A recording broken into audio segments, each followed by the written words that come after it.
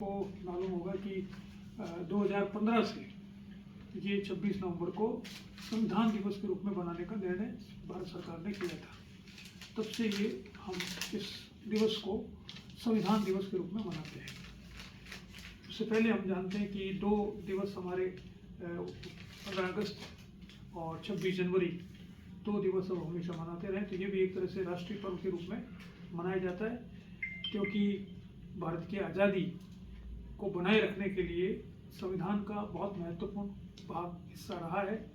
और आज बहुत सी चुनौतियां हैं, लेकिन चुनौतियां तो हमेशा होती है किसी भी देश के अंदर जो संवैधानिक ढांचा है उसको बनाए रखने के लिए।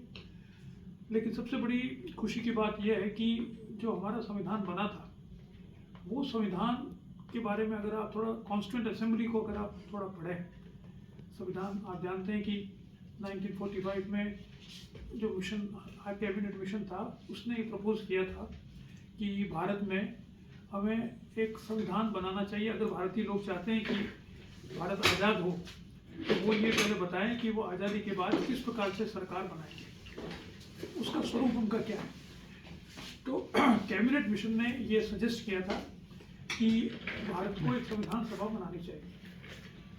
उसके रिकमेंडेशन के आधार पर भारत में संविधान सभा बनाई गई।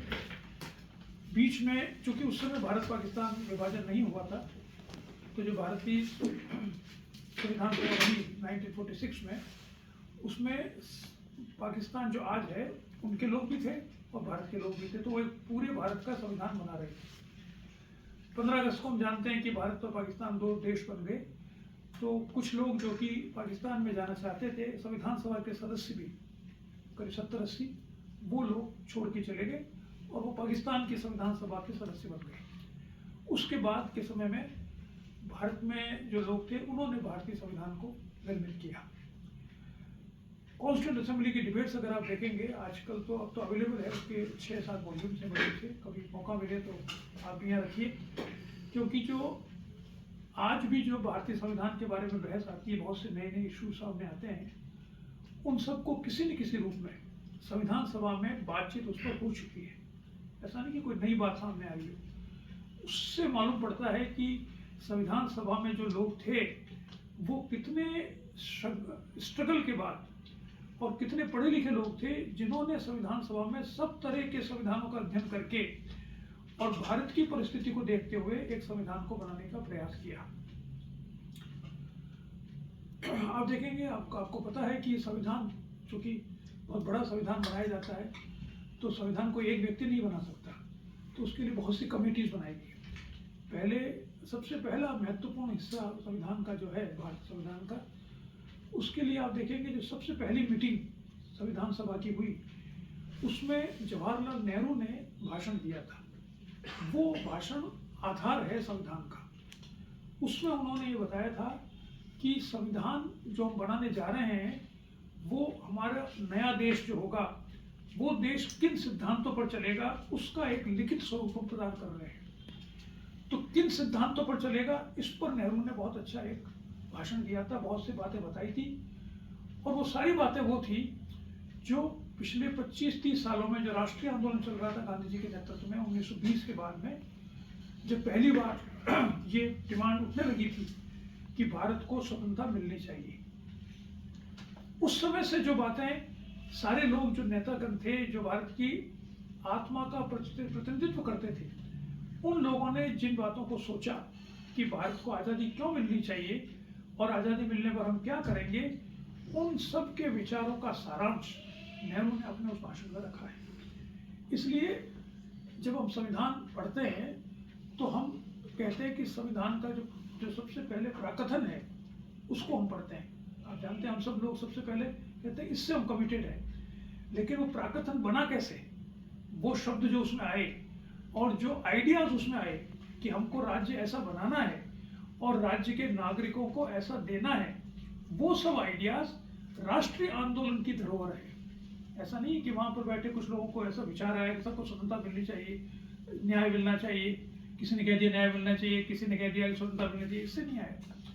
उसके पीछे पूरी 2-2, 3-3 जनरेशंस हैं जिन्होंने अपना पूरा समय लगाया और उसके आधार पर धीरे धीरे वो आइडियाज इवॉल्व हुए। तो दो भाग हैं संविधान का जब अध्ययन करते हैं। एक तो है कि विचार क्या है, व्हाट इज द आइडिया, जिसे बाद में सुनील खिलनानी ने किताब लिखी है idea of India. Idea of India के विचार सबसे पहले रविन्द्रनाथ टैगोर ने दिया था। ये शब्द जो काम में लिया, उन्होंने कहा भारत का विचार क्या है, यानी भारत किसे कहते हैं। राजनीतिक दृष्टि से, सामाजिक दृष्टि से तो हम जानते हैं, सांस्कृतिक दृष्टि से, धार्मिक दृष्टि से तो हम जानते हैं भारत क्या है, लेकिन राजनीतिक दृष्टि से what is the idea of India, क्या है भारत, ये सबसे पहले टैगोर ने कहा था।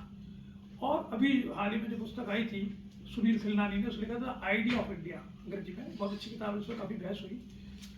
तो वो भारत का एक तो संविधान में बताया गया है कि what is the idea of India, Bharat क्या है, और दूसरा उसके कानून बनाए गए कि जो आइडिया है उस आइडिया को क्रियान्वयन करने के लिए, उसको प्राप्त कैसे करें, उसके लिए किन किन चीजों की आवश्यकता है, वो हमारा संविधान है।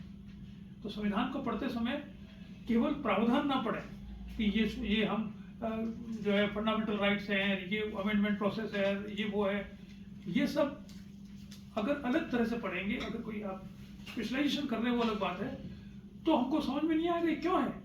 हमें समझना पड़ेगा अधिकार क्यों दिए गए, ये नीति निर्देशक तत्व क्यों हैं, संविधान में संशोधन करने की शक्ति क्यों दी गई है, फेडरलिज्म क्यों है हमारे यहाँ, ये सब बताते हैं अगर इनका अध्ययन करें तो, कि भारत का विचार क्या है, what is the idea of India. तो आइडिया ऑफ इंडिया जो नेहरू ने अपने पहले संबोधन में कॉन्स्टिट्यूएंट असेंबली में कहा, वो अब तक का सबसे अच्छे जो भाषण माने जाते हैं दुनिया में। आप देखें एक दो चार किताबें हैं जो है द बेस्ट स्पीच